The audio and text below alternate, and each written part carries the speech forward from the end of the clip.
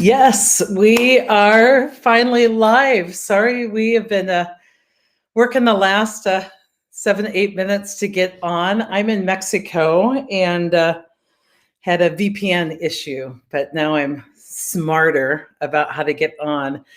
I am hoping some people still join us. I want to talk today about acceptance as a strength, not a weakness. A lot of people think that acceptance is definitely a weakness, that we're just going to accept things and not have impact and be a victim and let things happen to us. But acceptance is bigger than that. It's truly a strength, and it puts us in a position to really do some great work. It's a very active type of allowing. So I see that Maria's on. We're going to wait while a few people join us and hopefully have a few words about acceptance. I also would love to see your questions that you have for me that you want me to do on this LinkedIn Live or future LinkedIn Lives. And we're getting some great numbers coming in. I see about 20 of you out there. Hi, Cheryl. It's so good to see you on. I am excited to connect with everyone. We're working to go live at the bottom of the hour, but I had some issues. I loaded a VPN to be able to watch Schitt's Creek, the new season, and I've kind of screwed my life up just to get Schitt's Creek into my life down here in Mexico. So, hey, Sue, so many people coming on. Darcy, good to see you. Mary, oh my gosh, it's always fun to see people from Anchorage and all around the world. Tina, good to see you. Hello to everyone. Great topic today. Acceptance, I find, is really a misunderstood concept. And as I've talked to people of coaching, I'm asking them just to play around with some different things, like what would happen if you just radically accepted the situation? How would you move forward? And when I ask that question, what would happen if you just radically accepted this just as it is what it is right now? People's relaxation, they just relax into it and they just feel relieved. And they're like, is that even an option? And what I'm realizing is so many of us are muscling through and being what we think is resilient and, making it through the day and taking care of business and getting results. And that many, many times we don't consider when we're stuck, what would happen if we just let go of our end of the tug of war rope and we just said, this is okay. This is tolerable, or this is not even tolerable, but there's some wonderful things here. What if I stopped fighting this and went deeper into it? And this all relies on your discernment, because I don't want you accepting of intolerable things. The Serenity Prayer says, I want to accept the things I can't change and change the things I can, and have the wisdom to know the difference. And a lot of people are coming out, I want to change the things I can't accept. And all of that is good stuff. I just want to help you make space for thinking about acceptance as a strength, the ability to just take the world as it comes without imposing any preferences. And it's not about tolerating. It's not about radical thinking. It's not about positive thinking. It's not about acquiescing to something less than ideal or compromising, or it's not about any of that. It's about entertaining the question, if you were able to just be in this moment right now and radically accept it is how it is what it is, we are who we are. Is there space there that you didn't even know possible to make some different moves to end the conversation you've been having and to start a new conversation? David White, one of my favorite poets, I mentioned him a lot, is doing just some beautiful workshops every Sunday. He does like 3 Sundays a month. And one of his poems talks about a beautiful place in Ireland where it seems as though you can just like turn sideways and like slip into the light, like between this passage. And the metaphor he makes is when you're in a conversation that is exhausting, that you're not finding a way through, when you've had a topic that's just been too long in the having, what if what you did instead was stop the conversation, turned sideways into the light, and disappeared for a while? What if your disappearing was accepting it is what it is? What if you took your will and your force and your preference out of a situation? Would something be revealed to you that was enlightening, but feels almost wrong? Because we are so programmed, if it's effortless, if it involves stopping something, then it's easy money. It's like there's no free lunches. Like we're really programmed into muscling through and mastery, and we're not so equipped into just wrapping up a conversation and beginning a different conversation, but in the meantime, having this spaciousness. So Danielle Laporte, who I talk about a lot too, her thought for the day, if you haven't signed up for her work, she's one of my favorites. Her thought for the day was that acceptance is strength, and acceptance is actually relaxing. And when we're relaxed, we're stronger. And this is so counterintuitive. And it's counterintuitive in a way that I learned so much at yoga, because it's such a metaphor for life. What we practice on the mat really prepares us for life off the mat. I believe if you have some good teacher and some good dharma, and you're willing to just self-reflect. And one of the things I realized is that in a lot of poses that are hard, like involve big muscle groups, I tend to hold my breath and start muscling through them. And I have a wonderful teacher who comes first, she's like, breathe in. And it's a great reminder that there's so many times that the in-breath is what I do to get ready for something big, but I hardly ever do the out-breath as a way to like relax into the hard stuff. So there's this yin and yang, there's this practice I'm working on. And I'm really good at holding my breath and being strong and enduring and having good stamina. I can hold my breath for a long time. I'm not that good at like exhaling into something. And so it seems like it came up with Danielle today. It's come up in my coaching clients that when my teacher comes by and she's like, not only breathe out, take the out breath, the letting go, but relax into that pose. And the weirdest thing is I'm trying to hold it and won't go deeper. And her advice seems so wrong. What if you just went deeper into it with no attempts to control it? What if you just relaxed into that into that pose? What happens every single time is I instantly have strength to hold it longer. It feels better. The pose starts to work on me as much as I'm working on the pose. And so I've just been thinking so much lately about what we teach in traditional leadership. And, people want to hold others accountable. And it's like, Sai, how can I make other people do things?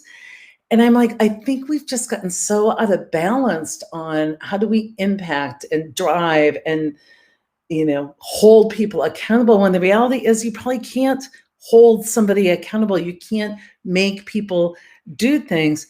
But modern leadership is more about managing the energy rather than the people.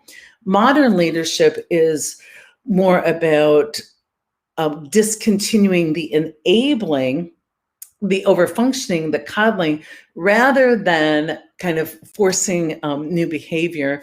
A lot of modern leadership needs to be about creating space and the ability to hold space and the ability to know when to end conversations. And I'm not talking about just the dialogue between two people where you're going to stonewall. You're like, I'm done. I won't talk about it. I'm out. Not the dysfunctional stuff. I'm talking about the topics we have discussed for so long that in our polarization, in our duality, we just aren't transcending. We aren't having movement. They're getting exhausting. Maybe there's conversations in your relationships, in your marriage, that are just exhausting. And when people used to come to me and they were having issues in their relationships, I would ask them to consider, what if I told you that in every relationship, there's probably 12 completely unsolvable issues. And the only way to enjoy the rest of your relationship is radical acceptance that just is how my partner is wired, or that's just how my kid is wired. I cannot tell you the number of times where I got willful, whether it's in my parenting, and I really wanted to toe the line and represent what every parent would agree was, the right thing to do. And that child needs to, learn the value of money, or that child needs discipline. And when I just, in that tug of war, dropped my to the rope and said, let me re-enter this in a more curious way. Let me re-enter this in a more open way. And I started the allowing, which is not passive. Allowing is some of the most active work you will do. It's trusting the process. It's not interfering too soon. It's letting some things play out. It's letting people have a more direct relationship with their own reality, which is like the best motivator. It is taking that part of leadership that's codependent and over-functioning and over-responsible for people's happiness and engagement. And it's right-sizing yourself down to getting more skillful in the ability to hold space, facilitate the conclusion of one discussion, transcendence, bringing people to a better question, a better discussion, and then holding that new space. It's really going to involve muscles that many of us don't have, and it's really going to involve evolving work that many of us haven't yet done, where we have a relationship with faith and trust and surrender. And too many people do the polarity, the duality. They're like, I try and control, and then I give up and acquiesce, and then it comes out sideways, and it's passive aggressive, and I feel like a martyr. And we just can't find the answer in that conversation. The answer is above that conversation. And so many times we've got to really think about, how can we trust the process? How can we get out of the illusion that if I don't do something, no one else will, or if we don't act now, we'll lose the opportunity. When COVID first hit and our business went from, a beautiful book of business to zero, most people jumped in and they're like, I'm going to pivot, and I'm going to teach people how to present on Zoom, and I'm going to, change our fee structure, and I'm going to, everybody just wanted to take action. And I'm so grateful that I really tuned into my heart and my gut. And I said, you know what, let's everybody just pause. Let's everybody just breathe. Let's allow this thing to play out. Let's allow some things to be revealed. Now, you don't have the freedom to do that if you're always living near the edge. If you're just doing self-soothing and not self-care, you won't have the freedom to do that. We had built the freedom to do that out of some good financial discipline and some other disciplines where we're just like, you know what? Let's just sit back and watch this thing unfold and choose our moment of re-entry. Many people, when they don't know how to surrender and accept, which is such a strong position, such a relaxed, strong position. It's really beautiful. When they don't know how to do that, they exhaust themselves with trying to have impact, and it sets up this echo chamber of really bad information, and anxiety rises. I was reading over the weekend about anxiety, and some healers believe that anxiety is too much like frontal cortex, like too much intellect, that is losing touch with the inner guidance that comes from our intuition and our heart. And that inner guidance comes with the sigh, the out breath, right? After you breathe in fortitude, you're breathing out just acceptance, letting go, releasing. That the anxiety is the holding of our breath, the over and intellectualizing, that when you're embodied and connected, you have a lot more wisdom. And with wisdom, you feel more capable in the world. And so I just invite people to just ponder. I don't have any answers for you, but just ponder in some situations, what would happen if you let go, if you just moved into acceptance? What space would be created? And so often the space that is created is for other people to move more freely into who they are. And the need for us and our effort becomes so much less. And there's so many times I've practiced with this where I go, you know what? I could jump in and do something. I'm just going to let this play out and just make room for other people to step up. And it's amazing that everybody's needs get met without me getting exhausted by it. Just think of the small times where I've traveled a bit lately and you're in an airport and people are like, are we boarding and where's this and where's that? And the temptation, if you're over functioner, is to step up and give them the news flash and let them know where they can find that and even show them their gate. And how many times if you just step back and go, maybe just not my business. Let me give them a moment to see if they figure this out on their own, which builds their self-confidence, their capability, their resilience. I think our ability to accept what is and what people have created for themselves and let them work their way out of it has a lot to do with resilience. And if we're stepping in too soon, we're really robbing them from developing that resilience. And so if you're tired, if you're exhausted, if you have a lot of anxiety, I just would invite you to try surrendering and quitting a lot of things that weren't yours in the first place and resigning, and try this amazing acceptance that if you just moved into that place, it's not fighting and arguing with reality, the unpreferred reality, just in that place where you're like, you know what, let me get acclimated here. Let me get a lay of the land. Let me allow some of the undoing. Let me accept, let me be still for a little bit, and let me really go inside and see what I'm called to say or called to do. You might be amazed at how much more effective you are.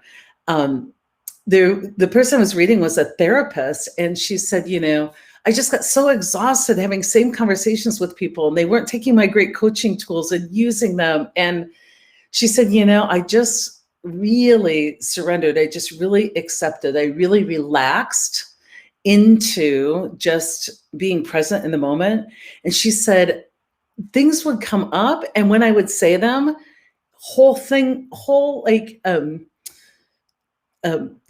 issues would open up for the client and things would really change. Like I didn't intellectually have to know what to do next. And as I said, I don't have the answers. I just wanted to get on here today and pique your interest in doing some more accepting. And in that accepting, it can be really relaxing.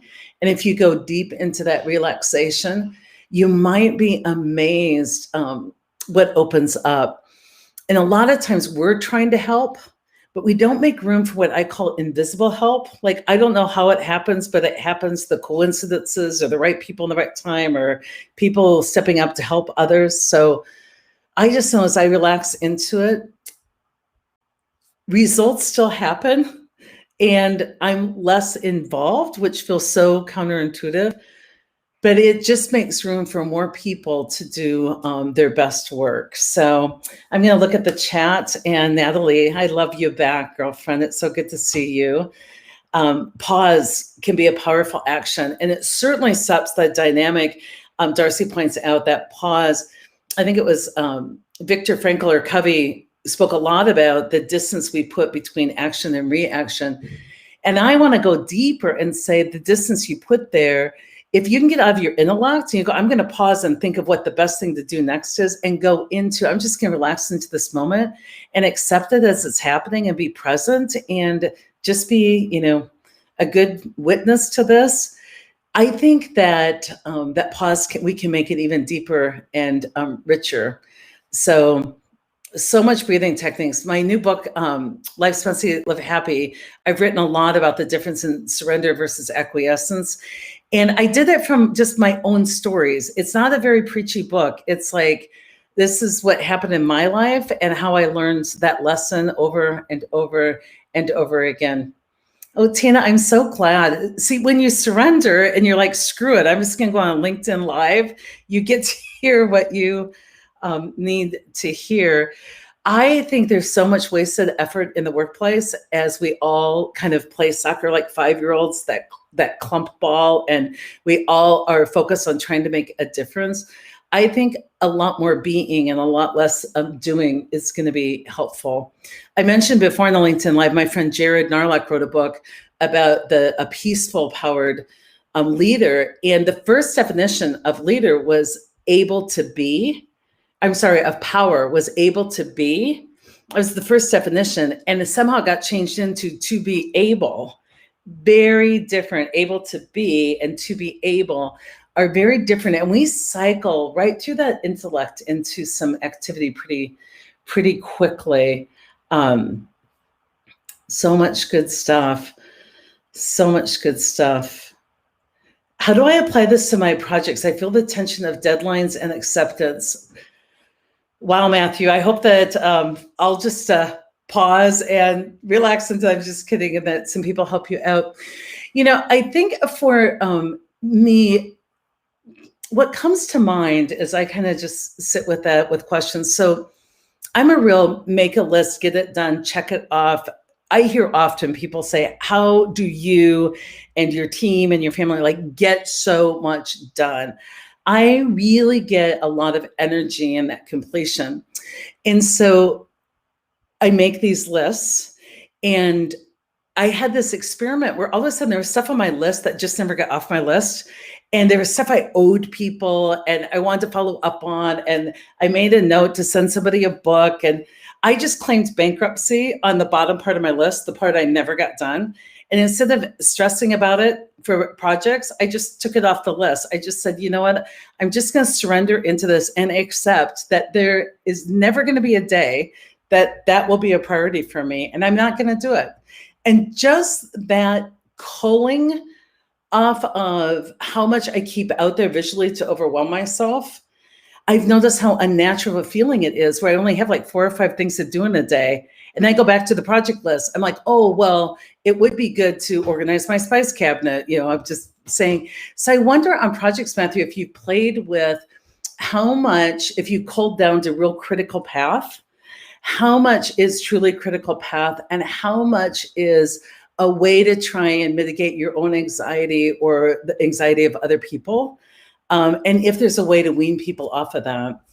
I don't know. I do know that keeping so much in my head that even when I was in a place I couldn't do anything about what was coming to mind just kept me being pinged all the time.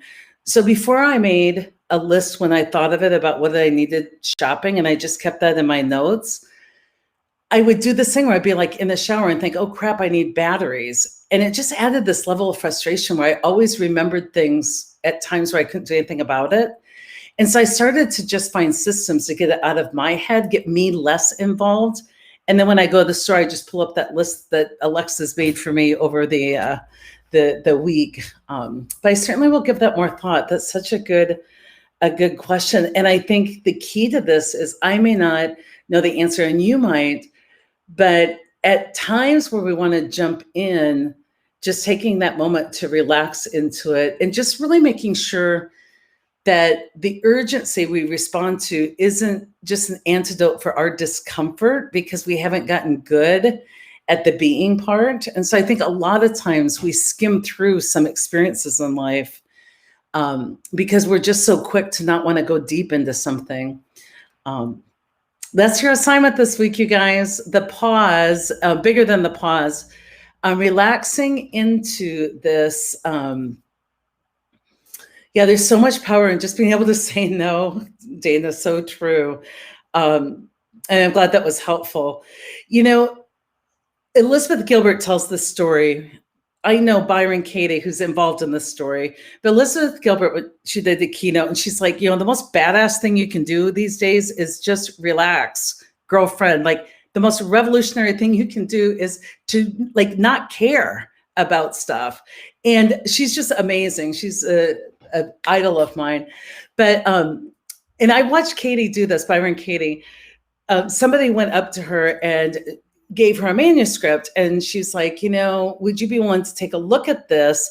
And she hand delivered her manuscript of her book to Byron Katie. We call her Katie. And Katie and Elizabeth told this, and I've seen Katie do things like this. She's like, oh, honey, you know what? I'm not going to take that. I won't read that. And so you should probably just keep that. it didn't even get on her list of, and how many of you done this? Oh, well, I'm not sure. Okay, fine, give it to me. And then you're being pinged the next 14 days that you should read a whole manuscript unsolicited of somebody you don't know that now you owe a response to. And there's so much we gather into our lives when we are unaccepting of the truth. I think, Matthew, your question gets to like, maybe if we just got more compassionate to ourselves about what the truth is, we would be good, right? And I have to tell you, by the way, this is kind of embarrassing. We got started late. I have a call I have to be on. He's probably watching. But you guys relax, accept, practice that, and we'll be back. If you haven't signed up for our newsletter, you better get that done. We'll see you. Be well.